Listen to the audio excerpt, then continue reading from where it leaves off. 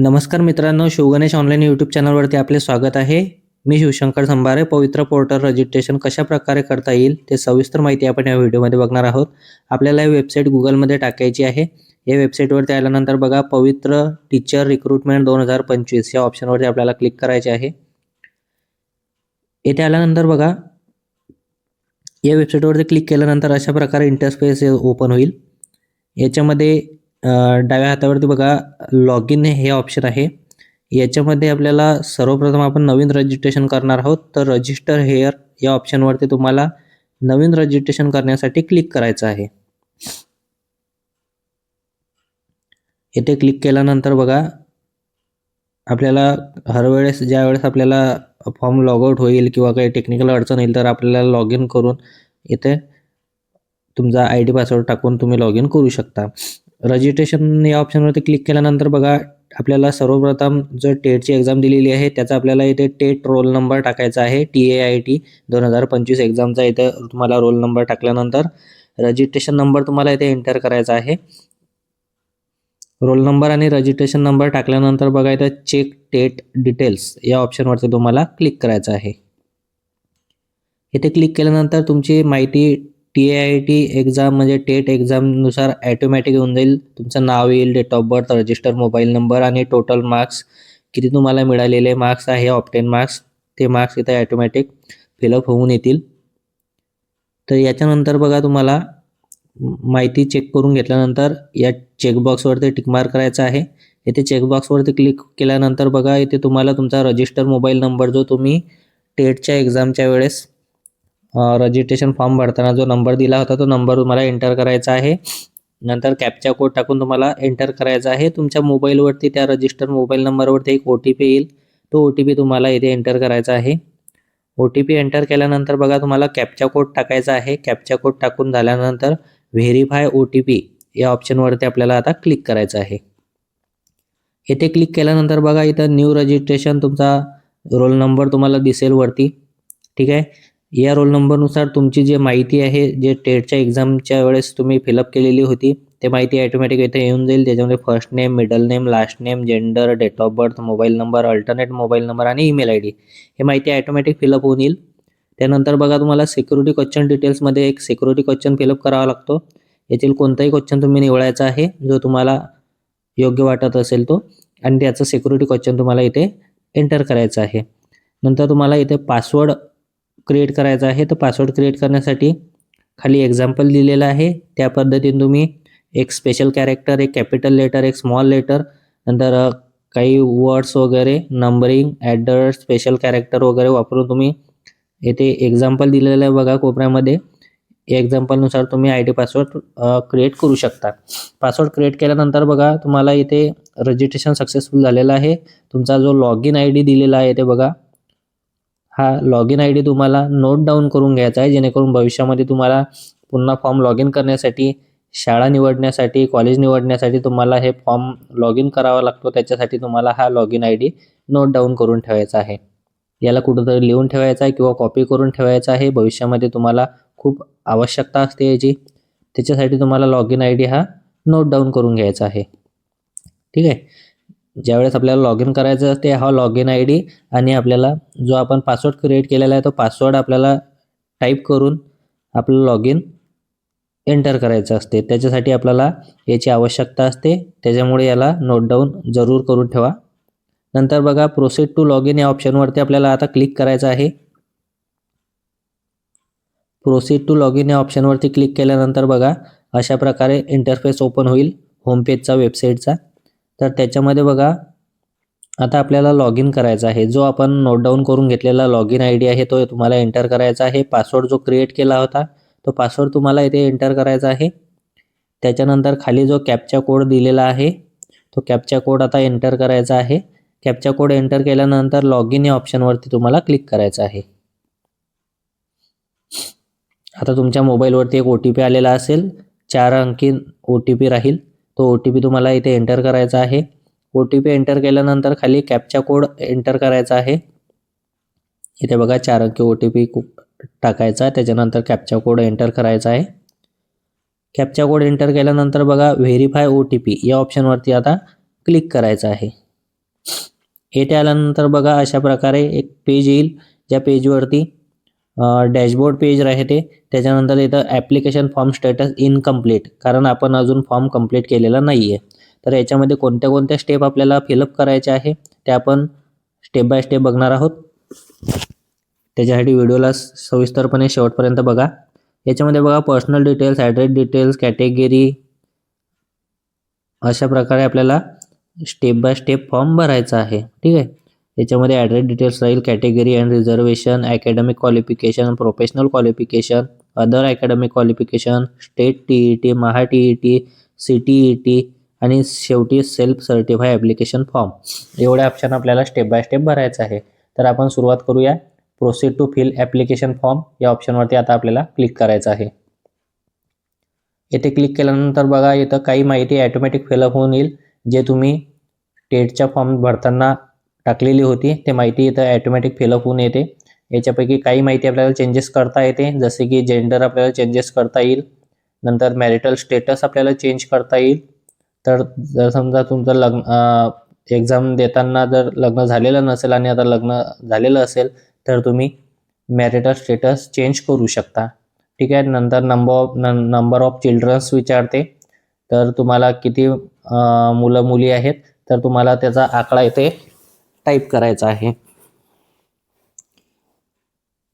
इथे आकडा सिलेक्ट केल्यानंतर बघा खाली आपल्याला नंबर ऑफ चिल्ड्रन्स जे डेट दिलेली आहे त्या डेट नंतर किती झालेले आहेत, नंतर तुमचा email ID, alternate mobile number तुम्हाला इथे फिलअप करायचा आहे. त्याच्यानंतर बघा इथे बाजूला फोटो आणि सिग्नेचर अपलोडिंगचं ऑप्शन आहे. तर तुम्हाला फोटोग्राफ आणि सिग्नेचर इथे अपलोड करायचं आहे. त्याची साईज दिलेली आहे, त्या साईजनुसार तुम्हाला तिथं ते अपलोड करायचं आहे. फोटो आणि सिग्नेचर अपलोड केल्यानंतर सेव्ह अँड नेक्स्ट या ऑप्शनवरती आता क्लिक करायचं आहे. येथे क्लिक केल्यानंतर बघा तुम्हाला ॲड्रेस डिटेल्सचं पेज येईल, म्हणजे जे सेकंड स्टेप आहे ते ॲड्रेस डिटेल्सची आहे. येथे तुम्हाला तुमचा पत्ता टाकायचा आहे. पत्ता व्यवस्थित आधार कार्डनुसार किंवा तुमचा जो रहिवासी पुरावा असेल त्याच्यानुसार तुम्ही टाकू शकता. माझं असं सजेशन आहे की जे डोमेसाईल तुमच्याकडे असेल किंवा आधार कार्ड तुमच्याकडे असेल तर त्याच्यानुसार तुमचा पत्ता तुम्ही येथे फिलअप करायचा आहे. ठीक आहे. याच्यामध्ये तुम्हाला पूर्ण पत्ता टाकायचा आहे, स्टेट निवडायचा आहे, जिल्हा, तालुका, तुमचं व्हिलेज आणि पिनकोड हे व्यवस्थितपणे टाकायचं आहे. नंतर तिसरं जे स्टेप आहे त्या तिसऱ्या स्टेपमध्ये आपल्याला कॅटेगरी आणि रिझर्वेशन स्टेटसमध्ये बघा आपल्याला या डिटेल्समध्ये सर्वात आधी भरायची आहे. कॅटेगरी डिटेल्समध्ये are you domicile of Maharashtra, जर तुम्ही महाराष्ट्रात रहिवासी आहात तर यस करायचं आहे. सर्टिफिकेट नंबर, नंतर डोमेसाईल सर्टिफिकेटची इश्यू डेट आणि त्याच्यानंतर इथे बघा तुम्हाला डोमेसाईल सर्टिफिकेट अपलोड करायचं आहे. तर डोमेसाईल सर्टिफिकेट अपलोड करण्यासाठी इथं साईज दिलेली आहे. JPEG PDF फॉर्मॅटमध्ये तुम्ही 500 KB आतमध्ये डोमेसाईल सर्टिफिकेट अपलोड करू शकता. ठीक आहे. जर तुम्हाला काही डॉक्युमेंट अपलोड करण्यासंबंधी काही अडचण आली तर तुम्ही कमेंट करून विचारू शकता. स्क्रीनवरती माझा नंबर दिलेला आहे व्हिडिओच्या शेवटी, त्याच्यावरती तुम्ही कॉन्टॅक्ट करू शकता. शक्यतो कॉल करायचा नाही, व्हॉट्सअपला मेसेज करायचा, तुम्हाला रिप्लाय नक्की भेटून जाईल. काही अडचण आली तर तुम्ही कॉल करू शकता. ठीक आहे. नंतर OBC, VJNT, SC, ST यापैकी जे कोणती कास्ट कॅटेगरी तुमची असेल ते कॅटेगरी तुम्हाला आता निवडायची आहे. तुमची कास्ट कॅटेगरी निवडल्यानंतर बघा तुमच्या कास्ट सर्टिफिकेटवरचा तुम्हाला कास्ट सर्टिफिकेट नंबर, नंतर सर्टिफिकेट काढल्याची इश्यू डेट ते तुम्हाला एंटर करायची आहे आणि सर्टिफिकेट अपलोड करायचं आहे. नंतर कास्ट सर्टिफिकेट अपलोड केल्यानंतर जर तुम्ही नॉन क्रिमिनलमध्ये येत असाल, म्हणजे जे OBC, VJNT, SBC कॅटेगरीचे विद्यार्थी आहे जे नॉन क्रिमिनलमध्ये येतात तर त्यांना नॉन क्रिमिनल अनिवार्य आहे, तर त्यांनी नॉन क्रिमिनलची माहिती इथे फिलअप करणं आवश्यक आहे. SC, ST जनरल कॅटेगरीला नॉन क्रिमिनलची आवश्यकता नाही आहे, त्याच्यामुळे त्या विद्यार्थ्यांनी ते अपलोड करायचा ऑप्शन तिथे येणारच नाही. हे फक्त OBC, SBC, VJNT, SC, BC या कॅटेगरीच्या विद्यार्थ्यांना नॉन क्रिमिनलची माहिती टाकणे अनिवार्य आहे. त्याच्यानंतर बघा तुम्हाला इथे आणखी काही ॲडिशनल क्वेश्चन विचारलेले आहे. तुम्ही फिजिकल डिसेबिलिटी म्हणजे हँडिकॅप आहात का, नंतर याच्यामध्ये प्रोजेक्ट अफेक्टेड, प्रकल्पग्रस्त, स्पोर्ट पर्सन, अंशकालीन, ऑर्फन म्हणजे अनाथ आहेत का, वेगवेगळे ऑप्शन आहे. जर असाल तर यस या ऑप्शनवरती तुम्हाला क्लिक करायचं आहे, अन्यथा सर्व ऑप्शनवरती तुम्हाला येथे नो करून फॉर्म सबमिट करायचा आहे. ठीक आहे. हे क्वेश्चन काळजीपूर्वक फिलअप करून घ्या. काही अडचण असेल तर कमेंट करून विचारा. नंतर बघा नेक्स्ट स्टेप आहे आपली अकॅडमिक क्वालिफिकेशन डिटेल्सची. ज्या चौथ्या स्टेपमध्ये आपल्याला अकॅडमिक क्वालिफिकेशन डिटेल्स भरायचे आहे. येथे दिलेलं आहे की 14/5/2025च्या नंतरचं अकॅडमिक क्वालिफिकेशन ग्राह्य धरण्यात येणार नाही. त्याच्यासाठी तुम्हाला त्याच्या अगोदरचं अकॅडमिक क्वालिफिकेशन इथे एंटर करायचं आहे.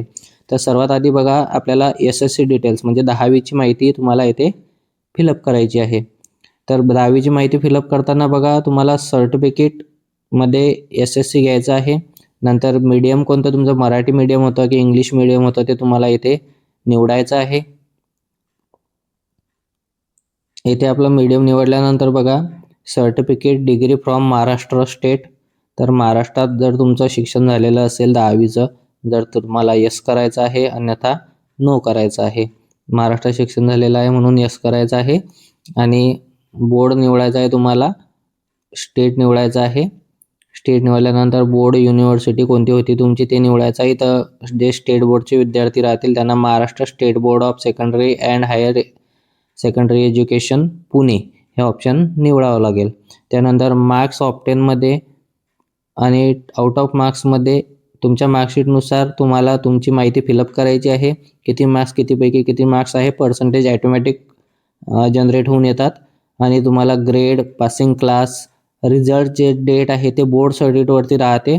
तर ते बोर्ड सर्टिफिकेटवरची रिझल्ट डेट तुम्हाला फिलअप करायची आहे. त्यानंतर तुमच्या मार्कशीटनुसार तुमची first language, second language, third language कोणती आहे ते तुम्हाला व्यवस्थित काळजीपूर्वक येथे फिलअप करायची आहे. त्याच्यानंतर बघा तुमचं जे 10वीचं बोर्ड सर्टिफिकेट राहील त्या बोर्ड सर्टिफिकेटवरचा तुम्हाला सर्टिफिकेट नंबर जो राईट हँडवरती वरच्या साईडला असतो तो तुम्हाला सर्टिफिकेट नंबर टाकायचा आहे आणि सर्टिफिकेटची इश्यू डेट टाकायची आहे. नंतर येथे तुम्हाला बोर्ड सर्टिफिकेट आणि मार्कशीट एकत्रित PDF करून जॉईंट PDF करून तुम्हाला येथे ते एकत्र PDF मध्ये अपलोड करायचे आहे. येथे लक्षात घ्या की फक्त सर्टिफिकेट अपलोड करून चालणार नाही किंवा फक्त मार्कशीट अपलोड करून चालणार नाही. तुम्हाला जॉईन करून दोन्ही मार्कशीट आणि बोर्ड सर्टिफिकेट येथे अपलोड करणं अनिवार्य आहे. त्याच्यानंतर बघा तुम्हाला HSCची माहिती म्हणजे 12वीची माहिती फिलअप करायची आहे. 10वीची माहिती झाल्यानंतर 12वीची माहिती तुम्हाला ॲड करायची आहे.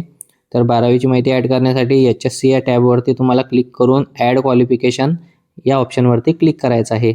येथे आल्यानंतर बघा तुम्हाला सर्टिफिकेटमध्ये फिलअप माहिती करायची आहे. जशी आपण 10वीची माहिती भरली ॲज इट इज जशी तशी आपण येथे ऑप्शन आहेत. तर तुम्हाला HSC तुमचा आर्ट झालेला आहे, कॉमर्स झालेला आहे, सायन्स झालेला आहे ते ऑप्शन निवडायचं आहे. नंतर मीडियम घ्यायचा आहे, इंग्लिश, मराठी ज्या लँग्वेजमधून तुमचं मीडियम होतं 12वीचं ते. नंतर टोटल मार्क्स, ऑप्टेन मार्क्स टाकून सर्व माहिती टाकून तुम्हाला सर्टिफिकेटचा नंबर, सर्टिफिकेटची डेट वगैरे टाकून सर्टिफिकेट अपलोड करून घ्यायचं आहे. नंतर बघा 12वीमध्ये जर तुमचे काही स्पेशल सब्जेक्ट असतील तर ते तुम्ही यस करू शकता. फॉर एक्झाम्पल बंगाली, कन्नडा, तेलुगू, गुजराती, सिंधी असे जर कोणते सब्जेक्ट तुम्हाला असतील तर त्याच्यासमोर तुम्हाला यस करायचं आहे, अन्यथा नो या ऑप्शनवरती क्लिक करायचं आहे. त्याच्यानंतर बघा इथे ग्रॅज्युएशनची माहिती आता आपल्याला फिलअप करायची आहे. जर तुमचं ग्रॅज्युएशन झालेलं असेल तर ग्रॅज्युएशन कोणतं झालेलं आहे, BA झालेलं आहे, BCom झालेलं आहे, BSc झालेलं आहे, तर ते ग्रॅज्युएशन तुम्हाला इथे निवडायचं आहे. येथे निवडल्यानंतर बघा तुम्हाला येथे युनिव्हर्सिटीचं नाव सिलेक्ट करायचं आहे. कोणत्या युनिव्हर्सिटीत तुमचं शिक्षण झालेलं आहे, ग्रॅज्युएशन झालेलं आहे, त्याचे टोटल मार्क्स, आउटटर्म मार्क्स, पर्सेंटेज ॲटोमॅटिक येऊन जातात. नंतर ग्रेड, कोणत्या डिव्हिजनमध्ये पासआउट झालेले आहे, त्याचे रिझल्टचे डेट. त्याच्यामध्ये बघा ग्रॅज्युएशनमध्ये तुम्हाला जे मेन सब्जेक्ट आहे ते सब्जेक्ट टाकणं खूप काळजीपूर्वक तुम्हाला इथे निवडायचं आहे. जे तुमचे मेन सब्जेक्ट आहे ते सब्जेक्टच तुम्हाला इथे निवडायचे आहे, अन्यथा जर तुम्ही चुकीचे सब्जेक्ट निवडले तर तुम्हाला कॉलेज टाकताना अडचणी येतील, शाळा निवडताना पुढे भविष्यामध्ये अडचणी येतील. त्याच्यामुळे जर तुम्हाला सब्जेक्ट समजले नाही, कोणते सब्जेक्ट टाकायचे, काय टाकले, तर तुम्ही व्हॉट्सअपला मेसेज करून किंवा कमेंट करून या व्हिडिओला कमेंट करून विचारू शकता. ठीक आहे. जर तुम्हाला काही फॉर्म भरताना अडचणी येत असतील, सब्जेक्ट निवडण्यासाठी काही अडचणी येत असतील तर तुम्ही आम्हाला व्हॉट्सअपवरती मेसेज करून विचारू शकता. कॉल शक्यतो करायचाच नाही. ठीक आहे. तुमचे जे मेन सब्जेक्ट आहे ग्रॅज्युएशनचे ते सब्जेक्ट तुम्हाला आता येथे निवडायचे आहे.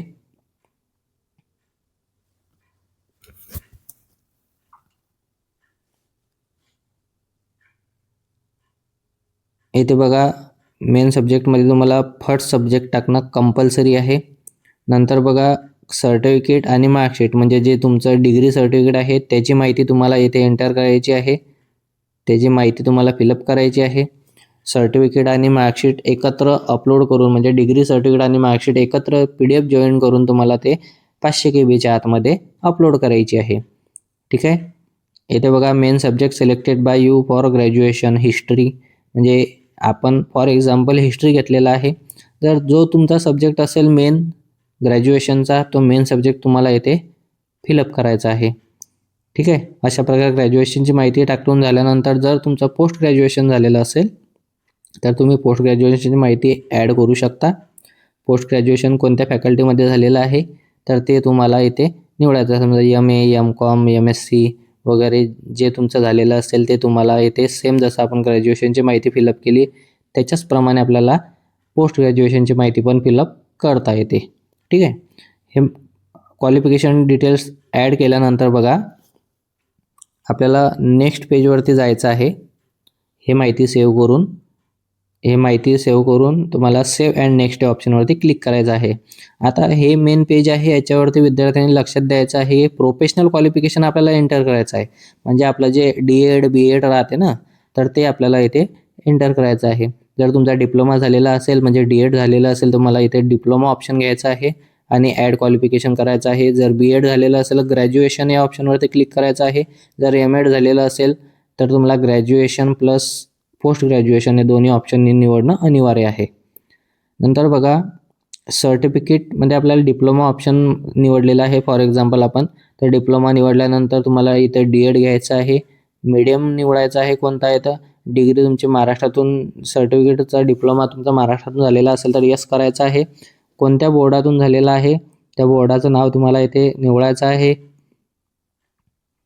DEDचं शक्यतो Maharashtra state council of examination म्हणजे MSc पुणे याच बोर्डातून युनिव्हर्सिटीतून झालेलं असते. ठीक आहे. अशा प्रकारे तुम्हाला डिप्लोमाची माहिती ॲड करायची आहे. डिप्लोमाचं सर्टिफिकेट आणि मार्कशीट पण अपलोड करायची आहे जॉईंट PDF करून. नंतर तुम्हाला क्वालिफिकेशनमध्ये जर तुमचं BEd झालेलं असेल तर BEdमध्ये तुम्हाला इथे बघा सर्टिफिकेट कोर्समध्ये तुम्हाला इथे BEd BPE BPEd जर तुमचं कोणतंही यापैकी झालेलं असेल तर ते व्यवस्थित सिलेक्ट करायचं आहे. त्याचं मीडियम तुम्हाला इथे निवडायचं आहे. मीडियम व्यवस्थित निवडा कारण BEdचे जर समजा तुमचं मीडियम चुकीचं निवडलं एखाद्या विद्यार्थ्याचा मराठी आणि त्यांनी इंग्लिश निवडलं तर त्यांना कॉलेज आणि शाळा टाकताना फक्त इंग्लिशच्याच शाळा दिसतील जिथं इंग्लिशच्या जागा खाली आहेत त्या शाळा दिसतील. ज्याच्यामुळे इथं मीडियम तुम्ही व्यवस्थित काळजीपूर्वक निवडून घ्या. ठीक आहे. जर काही अडचण असेल तर कमेंट करून विचारू शकता किंवा व्हॉट्सअपवरती कॉन्टॅक्ट करून विचारू शकता. जर तुमचा आणखी कोणता पोस्ट ग्रॅज्युएशन सर्टिफिकेट कोर्स झालेला असेल फॉर एक्झाम्पल तुमचा काही टॅली वगैरे MSc वगैरे आणखी कोणता कोर्स झाला तर तुम्ही तो याच्यामध्ये ॲड करू शकता. कॉम्प्युटर लिटरसीमध्ये तुम्ही MSc वगैरे ॲड करू शकता. MSc वगैरे ॲड करणं कंपल्सरी नाही आहे. ठीक आहे. नंतर तुम्ही सेव्ह अँड नेक्स्ट ऑप्शनवरती तुम्हाला क्लिक करायचं आहे. आता नेक्स्ट पेजवरती बघा इथे TET डिटेल्सची माहिती दिलेली आहे. जर तुम्ही TET पासआउट झालेले असाल जर तुम्ही क्वालिफाय झालेले असाल तर तुम्हाला इथे TETची माहिती टाकणे अनिवार्य आहे. तर बघा इथे TET तुम्ही जर पेपर फर्स्ट पास झालेले असाल तर त्याचे पुढे यस ऑप्शन घेऊन तुम्हाला कोणत्या वर्षी पास झालेले आहे TETचा नंबर तुम्हाला इथे एंटर करायचा आहे. गेट पेपर फर्स्ट टेस्ट तुम्हाला इथे ॲटोमॅटिक येऊन जाईल. नंतर तुम्हाला सेकंड पेपर इथे अपलोड करायचा आहे. फर्स्ट पेपरचं अपलोड सर्टिफिकेट अँड मार्कशीट. नंतर सेकंड पेपर जर तुम्ही पास झालेले असाल मॅथ अँड सायन्सचा तर तुम्हाला यस करायचं आहे. त्याची माहिती फिलअप करायची आहे. ठीक आहे. त्याच्यानंतर बघा जर तुम्ही math and science social science pass out झालेले असाल तर त्याची माहिती फिलअप करायची आहे. जर नसेल झालेले TET पास तर नो या ऑप्शनवरती क्लिक करायचं आहे. पुढील पेजवरती आपल्याला CTET डिटेल्स विचारेल. CTET डिटेल्स टाकणं अनिवार्य नाही आहे. ज्या विद्यार्थ्यांची एक्झाम क्वालिफाय झालेली आहे CTET central teacher eligibility test CTET ज्या विद्यार्थ्यांनी पासआउट केलेली आहे क्वालिफाय झालेले आहे एलिजिबल झालेले आहे तेच विद्यार्थी तुम्हाला इथे त्याच विद्यार्थ्यांना इथे माहिती टाकायची आहे. ठीक आहे. तर CTETचे डिटेल्स पण आपण TET प्रमाणे येथे तुम्हाला पूर्ण माहिती टाकावी लागते.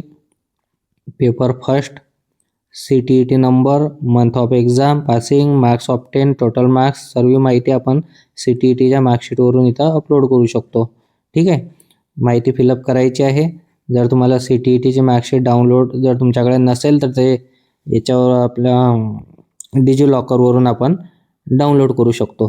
ठीक आहे, आणि ते इथं अपलोड करू शकतो. CTETची माहिती फिलअप करायची आहे व्यवस्थित. जर तुम्ही पासआउट झालेले असाल तर कोणत्या महिन्यामध्ये तुमचे पासआउट झालेले आहे, कोणत्या वर्षी पासआउट झालेलं आहे, त्याची पूर्ण तुम्हाला माहिती काळजीपूर्वक येथे फिलअप करायची आहे. कोणत्याही प्रकारची माहिती चुकू नाही द्यायची. ठीक आहे, जर तुम्हाला सर्टिफिकेट आणि मार्कशीट येथे एकत्र जॉईंट PDF करून अपलोड करावी लागते. त्यानंतर पेपर टू जर तुमचा मॅथ अँड सायन्स जर पासआउट झालेला असाल तर तुम्ही इथं माहिती फिलअप करायची आहे. जर सोशल सायन्स पास झालेले असाल तर सोशल सायन्सची माहिती फिलअप करायची आहे. जे कोणती एक्झाम तुम्ही पास झालेले आहात, क्वालिफाय झालेले आहात, एलिजिबल झालेले आहात तर ते माहिती तुम्हाला इथे फिलअप करायची आहे. नंतर सेव्ह अँड नेक्स्ट ऑप्शनवरती क्लिक केल्यानंतर शेवटची स्टेप आपली हे आता हे सेल्फ सर्टिफाय ॲप्लिकेशन फॉर्म हे शेवटची स्टेप आहे. याच्यामध्ये आपल्याला पूर्ण जे डिटेल्स आपण भरली ते पूर्ण डिटेल्स एकदा व्हेरीफाय करून घ्यायचे आहे, म्हणजे चेक करून घ्यायचे आहे, पूर्ण बारकाईनं काळजीपूर्वक चेक करून घ्यायचे आहे. येथून पुढे गेल्यानंतर तुम्हाला फॉर्ममध्ये दुरुस्ती करता येणार नाही. तर भविष्यात जर कधी आपल्याला दुरुस्तीची तारीख वगैरे जर दिली किंवा चान्स दिला तर आपण करू शकतो, परंतु फॉर्म चुकू द्यायचा नाही. आताच फॉर्म व्यवस्थित काळजीपूर्वक चेक करून घ्यायचा आहे. तुम्हाला पूर्ण जे डॉक्युमेंट्स अपलोड केले ते डॉक्युमेंट्स व्ह्यू या ऑप्शनवरती क्लिक करून व्यवस्थित चेक करून घ्यायचे, अपलोड झाले की नाही झाले. पूर्ण माहितीची खात्री झाल्यानंतरच तुम्हाला या चेकबॉक्सवरती टिकमार्क करून खाली सर्टिफाय ॲप्लिकेशन फॉर्म या ऑप्शनवरती तुम्हाला क्लिक करावं लागेल.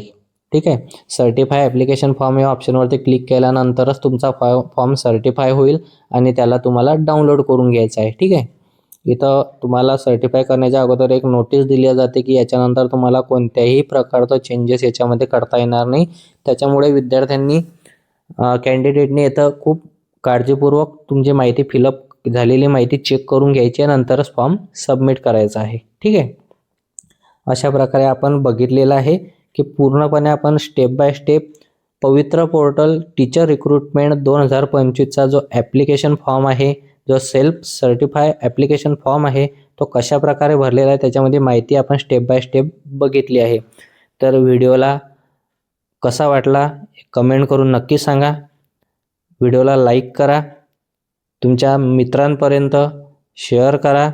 जर काही डाऊट असेल तुम्हाला, काही समजलं नसेल, काही फॉर्म भरण्यास अडचण येत असेल तर तुम्ही केव्हाही कमेंट करून विचारू शकता किंवा व्हॉट्सअपवरती नंबर दिलेला आहे व्हॉट्सअपचा समोर स्क्रीनवरती, या नंबरवरती तुम्ही व्हॉट्सअपला मेसेज करून विचारू शकता. ज्या विद्यार्थ्यांना फॉर्म भरण्यास काही अडचण येत असेल ते आमच्याकडे येऊन डायरेक्ट फॉर्मही भरू शकता. आमचा ॲड्रेस दिलेला आहे, त्या ॲड्रेसवरती येऊन तुम्ही फॉर्म भरू शकता. आमच्या शिवगणेश ऑनलाईन यूट्यूब चॅनल